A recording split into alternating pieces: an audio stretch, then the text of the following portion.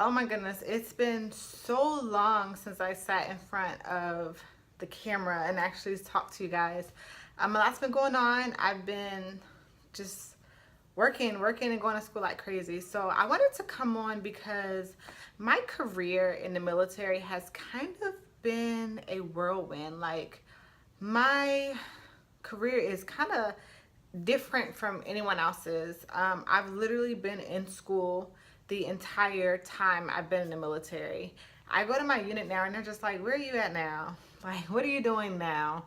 Like, you never wear a uniform. You're always in civilians or paramedic uniform or, scrubs or something like that. Like, dude, like, how do you get to be where you are? So I wanted to come on and talk to you guys about just how to get what you want to get or get what you need from the military. They're going to use you. They're going to get whatever it is that they want to get out of you. So how do you kind of get some of that back? So if you're interested in watching, just keep watching. So the hardest thing for me, I guess possibly because I was a civilian for a very long time, I joined pretty late, was the fact that I don't have control of my future. Like, it bothers me. It really does bother me that I have to talk to about 17 people for, one decision to be made about me. And then all those 17 people have to talk to each other all the way down the chain before it even comes to me for what my future is going to entail. And I gotta be honest, that bothers me. But what I learned about being in the military is, as proactive as I can be, I will be, and things will happen. And what I mean by that is, I go in everybody's office, literally everybody. Everyone knows me, and I will sit and have a conversation. It doesn't matter what rank you are. It doesn't matter what position you're in. If I come to you and I want to have a conversation about your career and how you got there, they will listen. They will listen because people like to talk about themselves. So you go into someone's office and you say, hey, sir, ma'am, first sergeant, whomever, mass sergeant, how long have you been in the military? 16 years? Okay, how did you get there? Were you enlisted? Were you not? Did you do green to gold? Did you direct commission? Did you go to West Point? How old? When did you go to BLC? How many years did it take you to get your E6? Everything. I mean, everything. Just have a conversation with them. One that lets them know, okay, she's really interested in, one, the military, and two, she most likely is interested in her advancement. And that's honestly what it is. If I can talk to someone about what they're doing and how they got where they are, it kind of gives me a mental picture of the opportunities that I have. And I know that the military has changed in so many ways, but there's so many different options and ways to get to the same place. So for me, I like to have the full picture, and I like to know, okay, so you went to West Point, or you went green to gold, or, you were a direct commission, you got out of the military for a couple of years, finished your degree, got back in as an officer, or you just wanted to be a sergeant major, so you stayed, enlisted forever and ever and ever, even though you have 2 degrees.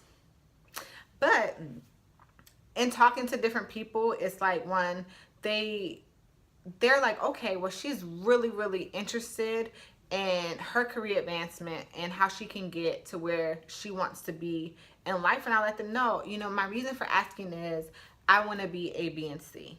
And right now, as a specialist or a sergeant or a staff sergeant, I'm not really sure how I'm going to get to that way. So I really want to know how you got to where you are, so I can see if that would possibly be an option for me, or just kind of learning the Army as a whole. Because the military is one thing where you have to learn as you go.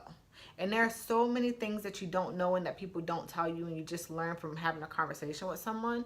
So I've learned about, there's like 17 different ways to become an officer. Who knew? Who knew?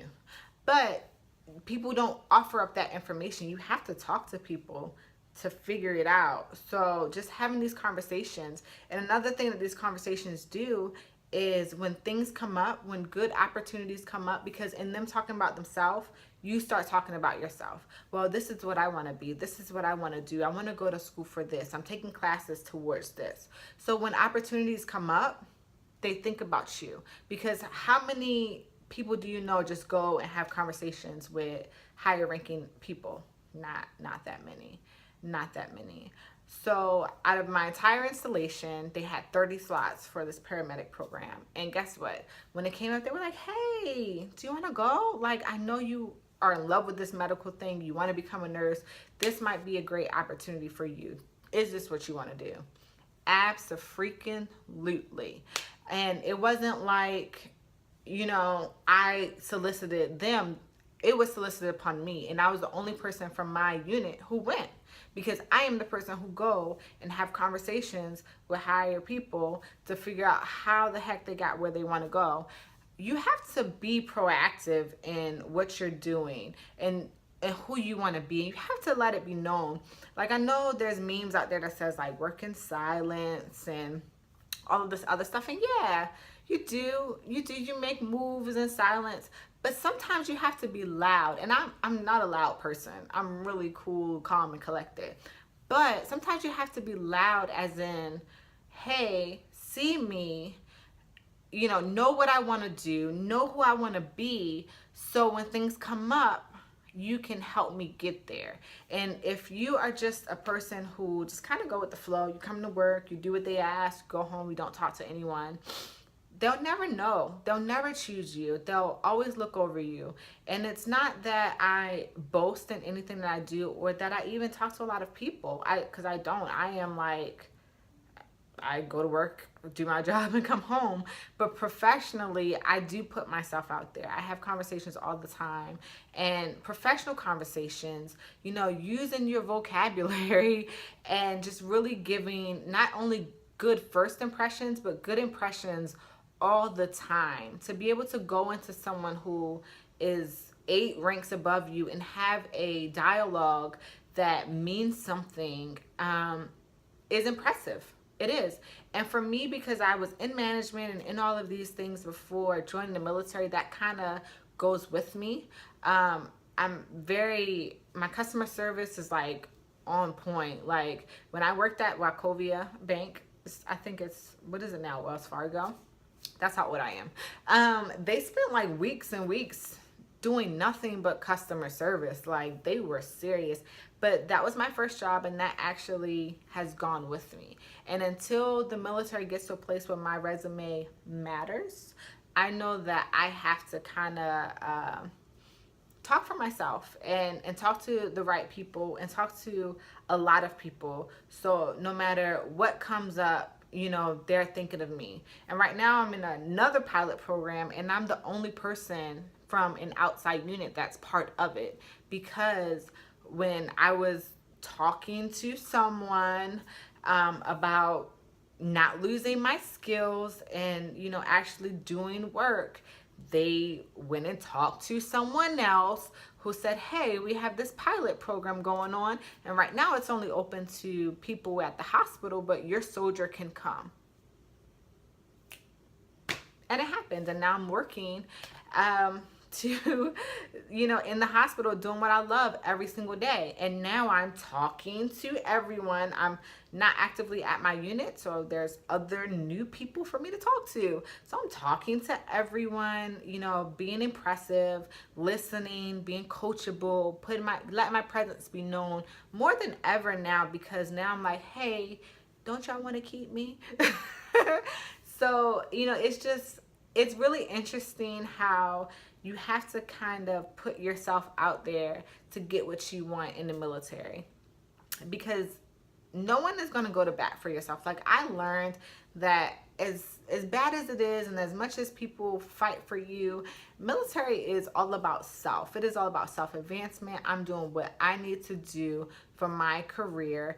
And sometimes, especially if you're lower enlisted, the hardest part is woosah and realizing that, hey, okay, I am not in control of my future, but I know if I give good impressions and I let these people around me know who are in control, who can press a button and, you know, poof, I'm doing something different. If I talk to these people and I put myself out there and I give good impressions and I let them know I'm professional and I let them know I'm trying to go to school and let them know I'm trying to be A, B, and C, then you know what? They'll think about me when things come up. When opportunities arise, they'll think about me and put me in those slots that are hard to get. And it's not soliciting for anything. It is literally just building relationships with people that are professional at manner, that can affect your future. Because if you just sit there and you don't do anything, you don't say anything, they don't know that you want to be this great person. And if you want to be this great person, then you have to speak up.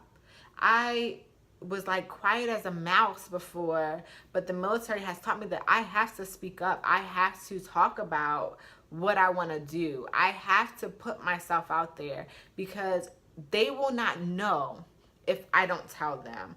And I'm telling you, my military career has been like no one else's. Like, people are like, girl, you've been in school this whole time. I'm like, I know it's only been 3 years. I really have been in school this entire time that I've been in the military, and I have gotten exactly where I wanted to be. I never knew that I love medicine so much until I've been exposed to it, because an AFT is just a little something, but just in depth learning and now actually working in patient care, that is where I truly belong.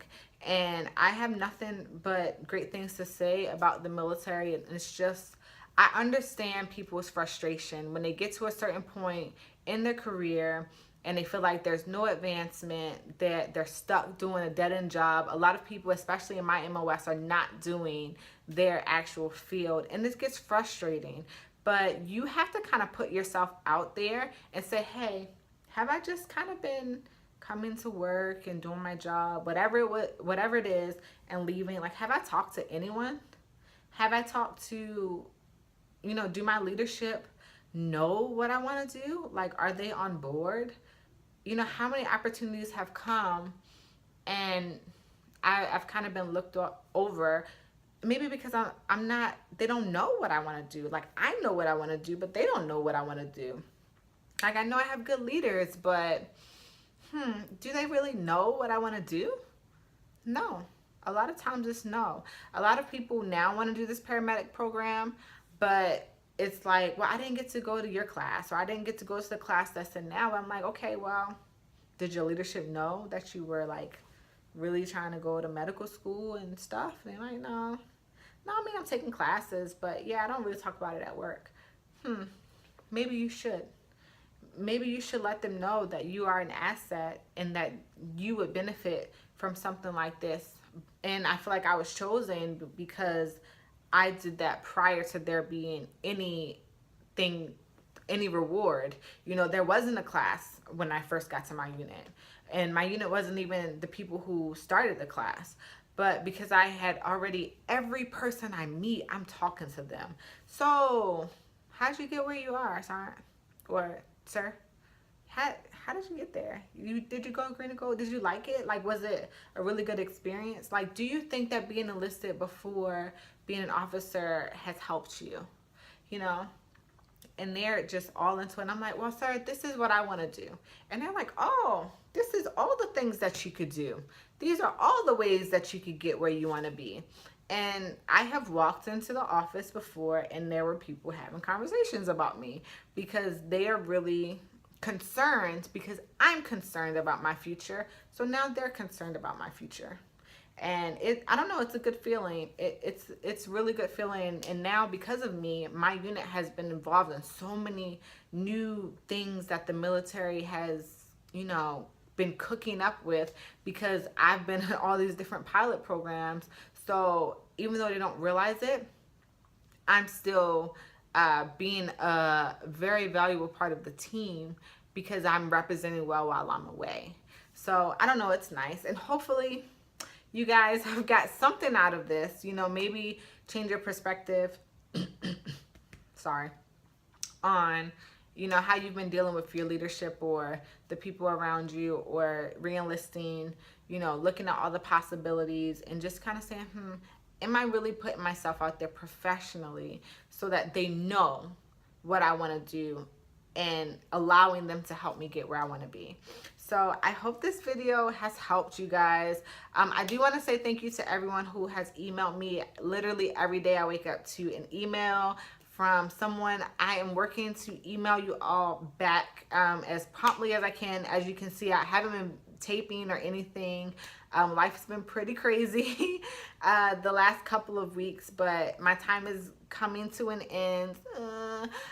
So I just want to thank you all for reaching out for me and asking me questions. And I am super duper honored to know that little old me, that my little advice is, you know, warranted in your life, that any of you think of me when you're making decisions for your future and for the future for your family. Like, that's an amazing feeling, and I'll never take it for granted. And I'm very humbled that I'm able to be a vessel to talk to you guys and just share a little insight from my life. So thanks guys for watching, and I hope you have an amazing day. So bye.